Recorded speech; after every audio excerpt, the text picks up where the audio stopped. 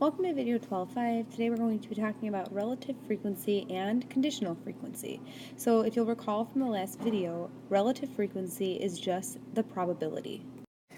So if we look here at this two-way frequency table, looking at male or female and what is done after school, and we have all these numbers.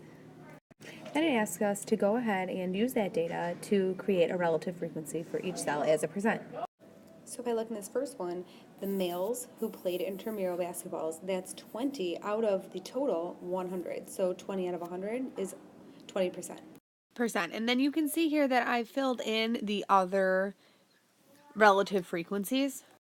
So if we look here, males that played intramural basketball is 20 out of 100, 20% as I've already said. And then played chess for males is 2 out of 100, 2%.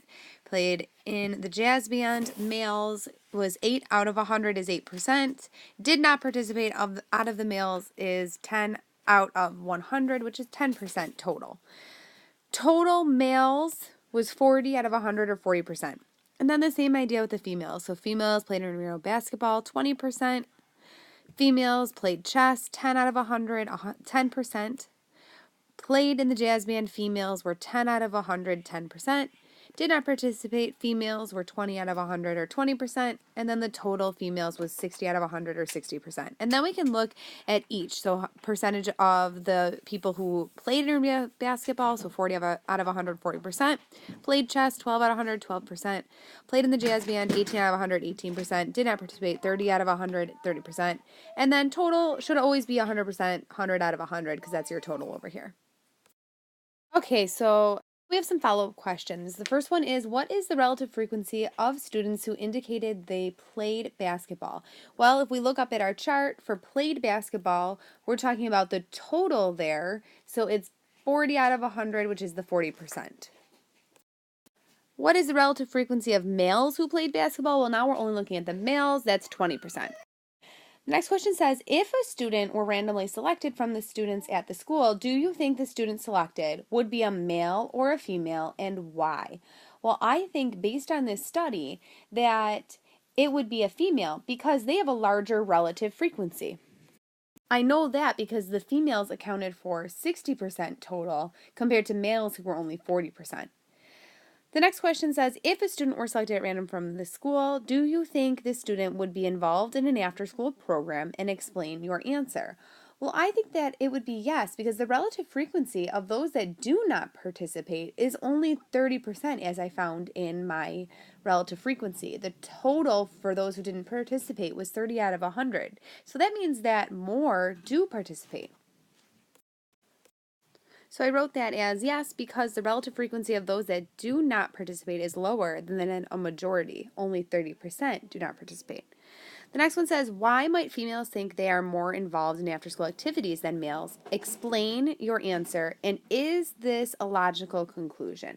Well, females might think that because when we look at their relative frequency, it's higher, but it's not a logical conclusion because it might just be that more females were in the sample. So again, when we look at their relative frequency, it looks like they're higher, but it's not logical because there's more females. So it makes sense that more females participated in the after-school activities because there's more females overall. So now we're going to talk about conditional frequency.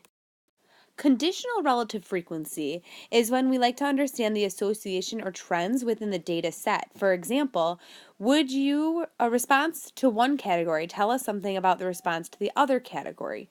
So when we talked about the females, they might be more involved, but we need to only look at that one condition, how those females compared to themselves.